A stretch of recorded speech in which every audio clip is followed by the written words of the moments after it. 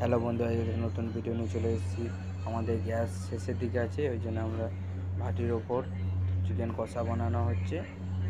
কষা কীভাবে বানানো হয় তন্দুরের ওপর, বা তোমাদের কীভাবে তোমরা কী করেছো তোমাদের জানাবে অবশ্যই। নতুন নতুন ভিডিও দেখার জন্যে চ্যানেলটা অবশ্যই সাবস্ক্রাইব করে দিন। চিকেন কষা আমাদের হালকা হালকা ফুটছে, চিকেনটা এখন সাদা হয়ে আছে, মশলা ম্যারিনেট করা হয়নি, ম্যারিনেট করা হবে। তোমরা খুবই সুন্দরভাবে ভিডিওটা দেখো। এটা হচ্ছে আমাদের তন্দুর ভাটি, খুবই সুন্দর একটা তন্দুর ভাটি। এটা কয়লার মধ্যে স্টিল ওভেন। দেখো, এটা আমাদের খুবই কেমন একটা নতুন নতুন ভিডিও তোমাদের জন্য নিয়ে এসেছি। খুবই সুন্দর একটা ভিডিও, খুবই তোমাদের ভালো লাগবে। চিকেন কষা